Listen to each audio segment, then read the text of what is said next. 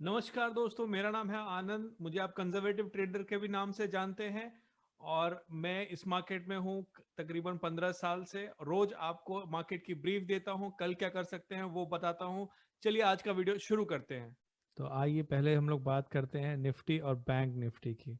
आज काफ़ी interesting session रहा। ये मैंने आपके सामने निफ्टी का 15 मिनट्स का चार्ट खोल के रखा हुआ है।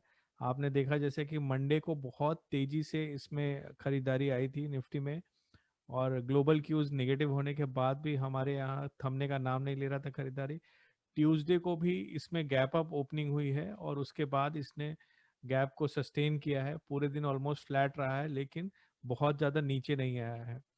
ये एक मार्केट में बहुत बड़ा स्ट्रेंथ का साइन था। और वेडनेसडे को मार्केट ऑलमोस्ट फ्लैट था। हालांकि हम लोग वेडनेसडे को बोलते हैं कि वाइल्ड वाइल्ड वेडनेसडे होता है, अच्छी खासी स्पाइक्स आती हैं, लेकिन निफ्टी में वेडनेसडे को यानी कि कल कोई भी स्पाइक ज़्यादा नहीं आई थी। तो मैंने कल भी जैसा कि आपको बताया था कि बार बार इसमें एटीआर जो है इसका नीचे आ रहा था, कोई स्पाइक नहीं आ रही थी। तो वेडनेसडे को भी कोई मूवमेंट नहीं आया और पूरे दिन ट्यूसडे और वेडनेसडे इतने नैरो बैंड में निफ्टी ट्रेड कर रहा था कि हम सभी लोग वेट कर रहे थे कि अब कोई शार्प मूव आ सकती है। और जनरली जब ये आपके सामने 15 मिनट ग्राफ खोला हुआ है, जनरली एक नैरो बैंड में ट्रेड करने के बाद वन साइडेड मूव आती ही आती है मार्केट में। तो जैसा कि मैंने आपको पहले बताया था कि हमारा एटीआर लगातार कम हो रहा था। मतलब एटीआर कुछ नहीं होता है, ये जो कैंडल होती है उसका हाई और लो उसका एवरेज बनाते जाता है, एक्सपोनेंशियल एवरेज बनाता जाता है। इसके ऊपर मैं एक अलग वीडियो बनाऊंगा आपके लिए। एटीआर हमारा बार बार नीचे आ रहा था। और आरएसआई भी जो मैंने सेट किया हुआ है, आरएसआई भी आप देखोगे तो 85 से घट के ये 50 के भी नीचे जाने को रेडी हो गया था निफ्टी का।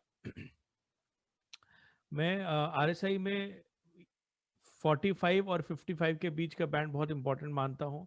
और कल आपने देखा होगा कि निफ्टी में जो है वीकनेस आनी चालू हो गई थी और फर्स्ट टाइम इसने ये पर्टिकुलर सपोर्ट को ब्रेक किया था। और ये इस टाइम पे अपना आरएसआई भी 45 से नीचे आ चुका था। एटीआर भी बहुत कम था, मतलब ज़्यादा मार्केट में वॉलेटिलिटी नहीं थी। तो आज लग ही रहा था हमको कि देख के कि कल ही लग रहा था कि मार्केट में एक डाउन मूव आ सकती है। लेकिन वो मैंने एक दो बार आपको लिखा भी था टेलीग्राम पे, लेकिन एक्सपेक्टेड जब था उस वक्त डाउन मूव नहीं आ रही थी, मार्केट फिर भी कामनेस दिखा रहा था। और उसके बाद जब दोस्तों मार्केट आज ओपन हुआ है, निफ्टी आज ओपन हुआ है, तो आप देख सकते हैं कि आरएसआई भी इसका जो है अराउंड 40 के आसपास था। और इसमें एक बहुत बड़ी 15 मिनट्स की रेड कैंडल बनी है। इसको अगर 5 मिनट चार्ट में आप देखेंगे तो ज़्यादा अच्छे से देख पाएंगे कि ओपन होते ही मार्केट में काफी सेलिंग आई है और उसके बाद लगातार मार्केट ने लोअर लो ही बनाया है। लेकिन तब भी जो है आज एक्सपायरी का दिन भी था, तो लग रहा था कि वन साइडेड मूव आ सकती है। और उसका रीजन बहुत बड़ा ये था कि 2 दिन से कुछ ज्यादा मूवमेंट नहीं हुई थी, प्रीमियम बहुत कम थे। जब प्रीमियम बहुत कम होता है और ओपन इंटरेस्ट बहुत ज्यादा होता है, तो जब वन साइडेड मूव आती है तो जब लोग फोर्स्ड होते हैं अपना पोजीशन कवर करने के लिए, जैसे फॉर एग्जांपल ये नीचे की मूव आनी शुरू हुई तो जिन्होंने पुट सेल किया होगा उनको प्रीमियम तो बहुत कम रिसीव हुआ था, लेकिन उनका put out of the money बहुत जल्दी जाना शुरू हो गया होगा, तो उनको कवर करना पड़ा होगा। तो आज जो है थ्रू आउट ये निफ्टी जो है ये वीकनेस दिखा रहा था, लोअर लो बना रहा था। हालांकि इस लेवल को सस्टेन करने की इसने बहुत कोशिश करी है और फाइनली यहाँ पे जाके, और फाइनली आप देखोगे कि 1 बजे के बाद जो है इसमें ठीक ठाक सेलिंग आनी चालू हो गई है। एटीआर उस time one of the lowest था। जब एटीआर बहुत लो होता है दोस्तों, तो उससे हम एंटिसिपेट करना शुरू करते हैं। हालांकि वो एक स्टैंड अलोन इंडिकेटर नहीं है अपने आप में, लेकिन तब हम एंटिसिपेट करना शुरू करते हैं कि यहाँ से एक बड़ी मूव आ सकती है। तो एटीआर भी वन ऑफ द लोएस्ट था, कई दिनों से आप देखोगे तो अपना लोएस्ट पकड़ चुका था। और आरएसआई भी जो है वो 45 से नीचे आ चुका था। तो इट वाज परफेक्ट मोमेंट। और 2 बजे के बाद वैसे भी हमको पता है कि एक्सपायरी के दिन काफी वॉलेटाइल मूवमेंट्स आ सकती हैं, तो ये बहुत अच्छा टाइम था सेल करने के लिए। आइए देखते हैं दोस्तों, अगर हमने 15,000 का स्ट्रैडल अगर हमने सेल किया होता निफ्टी, जैसे कि आप देखोगे तकरीबन 10 बजे के आसपास 15,000 के लेवल पे था। अगर उस टाइम हमने स्ट्रैडल सेल किया होता, और जैसा कि रोज के वीडियो में मैं आपको बताता हूँ कि हमारा जो स्ट्रैडल होता है वो हम एडजस्ट करने की कोशिश नहीं करते, क्योंकि एडजस्टमेंट्स बहुत स्विफ्ट चाहिए होते हैं हमें। और उसमें हमें कई बार आइडिया नहीं लगता है कि डेल्टा कितना मूव करेगा, और भी कई फैक्टर्स जो है वो एक्सपायरी के दिन प्ले में रहते हैं।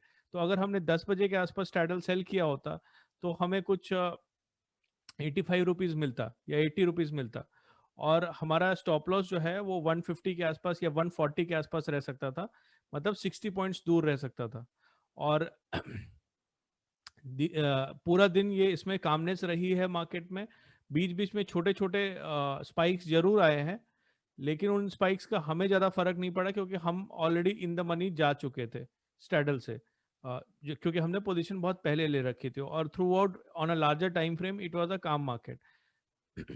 जैसे कि मैंने आपको टेलीग्राम पे बताया था कि एक पर्टिकुलर लेवल आने के बाद 12:30 बजे के आसपास मैंने आधा बुक कर लिया। उसका एक रीजन है दोस्तों, वो आपको बताना चाहता हूँ। जैसे आप देखेंगे कि पहले जो है कॉल और पुट की राइटिंग जो है वो बिल्कुल नेक टू नेक हो रही थी। इनफैक्ट पुट जो है थोड़े ज्यादा ही लिखे जा रहे थे, क्योंकि पुट में प्रीमियम थोड़ा सा अच्छा था, और शायद लोगों की उम्मीद रही हो, मार्केट की उम्मीद रही हो कि यहाँ से ऊपर जा सकता है, क्योंकि एक पोल एंड फ्लैग पैटर्न बना रहा था उस वक्त, ऐसा लग रहा था कि बना रहा है। लेकिन आप देखोगे कि 12:20 पे जब मैंने अपनी पोजीशन आधी स्क्वायर ऑफ की है, तो अचानक से पुट राइटिंग कम हो गई है। ये मार्केट का एक तरीके का सिग्नल है। जो पुट राइटर्स थे उन्होंने अपनी पोजीशन स्क्वायर ऑफ करके ये जताया है हमें कि अब मार्केट यहाँ से नीचे जा सकता है। तो मैंने वही आधी पोजीशन जो है निफ्टी में, और हमारा जो लोअर लो निफ्टी बार बार बना रहा था, उससे भी हमें लग रहा था कि अब यहाँ से मार्केट नीचे ही जा सकता है। तो आधी पोजीशन वहां पे हमने स्क्वायर ऑफ कर दी, करीब 12:20 या 12:25 के आसपास। फिर भी मार्केट काफी काम था। और दो बजे के बाद आपको पता ही है कि जनरली एक्सपायरी डे में इतना ज्यादा प्रीमियम रह नहीं जाता है, तो उसको पूरा स्क्वायर ऑफ करना ही ठीक रहता है। तो ये एक एक्सपायरी डे हो या वेडनेसडे हो या ट्यूसडे हो, ये एक स्ट्रैडल ट्रेड करने का एक तरीका मैं आपको सिखाने की कोशिश कर रहा हूँ पिछले 2 वीक से, जिसमें हम रोज का चार्ट उठाते हैं। और अभी तक आपने देखा होगा कि पिछले 12-13 ट्रेडिंग सेशंस में केवल 2 या 3 दिन ऐसा हुआ है कि हमारा स्टॉप लॉस ऊपर की साइड में हिट हुआ है। अदरवाइज हालांकि पिछला 2 हफ्ता भी बहुत ही काम था, बहुत ही कोई ज्यादा मूवमेंट नहीं आई है, स्ट्रैडल के लिए परफेक्ट था। लेकिन ये एक तरीका है जो बहुत लोग मार्केट में यूज करते हैं कि मॉर्निंग में फर्स्ट फॉल के बाद आप स्ट्रैडल सेल कर दो with a fixed combined stop loss, और उसके बाद दिन में कहीं पे भी उसको एडजस्ट करने की जरूरत नहीं है। बस उसको मॉनिटर करते रहना है, और आपका स्टॉप लॉस हिट हो रहा है कि नहीं वो देखते रहना है। आइए दोस्तों बात करते हैं बैंक निफ्टी की। बैंक निफ्टी में ये 15 मिनट का मैंने चार्ट खोला हुआ है। इसमें भी जैसे कि पोल और फ्लैग का पैटर्न कल ट्यूसडे को बन रखा था, लेकिन ये बार बार लोअर लो बना रहा था।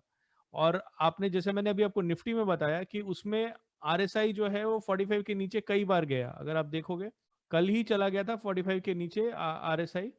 लेकिन बैंक निफ्टी में अगर आप देखोगे तो फॉर द फर्स्ट टाइम आज ही वो आरएसआई 45 के नीचे गया है, और एटीआर भी अपना लोएस्ट इसने पकड़ा है आज ही। हालांकि एटीआर ग्रेजुअली कम हो रहा था, लेकिन एक एवरेज लेवल पे बना हुआ था, और आज एक ऐसे पॉइंट पे जब आरएसआई भी आपका 45 से नीचे था और एटीआर भी वन ऑफ द लोएस्ट था, साथ में प्राइस ने डीसी में डॉनचिन चैनल में जो मैं ट्रैक करता हूँ उस पे भी इसने ब्रेकआउट दिया। तो ये बहुत ही क्लीन ब्रेकआउट था, जहां पे आप आराम से कॉल सेल कर सकते थे।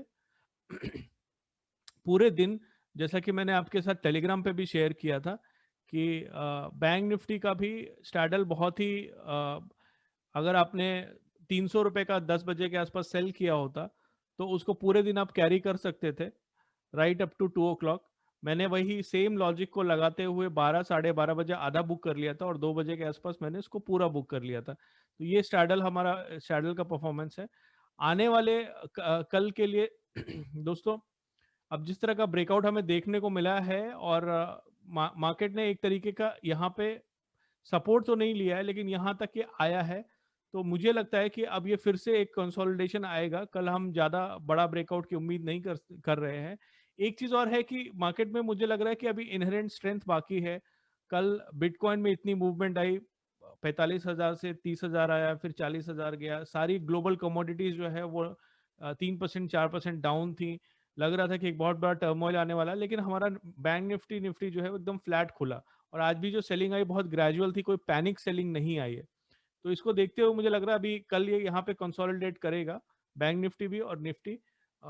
यहाँ कल वैसे फ्राइडे को तो मैं ऑप्शन सेलिंग नहीं करता हूँ, लेकिन आप में से जो लोग करना चाहें तो आपको फ्राइडे को भी एक अच्छा डीके मिल सकता है। दोस्तों, अगर आपको ये वीडियो अच्छा लगा और अगर आप स्ट्रैडल के बारे में और जानना चाहते हैं तो कमेंट में लिख के मुझे ज़रूर बताइए। और मैंने एक वेबिनार किया था स्ट्रैडल को लेके, जो 2 घंटे का वेबिनार है। इसमें रूल बेस्ड स्ट्रैडल सेलिंग आप कैसे कर सकते हो इंट्राडे, वो मैंने पूरा सिखाया था। आप वो वीडियो ज़रूर देखिए। जाने से पहले दोस्तों, वीडियो को लाइक ज़रूर कीजिएगा और डेली ऐसे अपडेट पाने के लिए मेरे चैनल को सब्सक्राइब ज़रूर कीजिएगा। Thank you so much.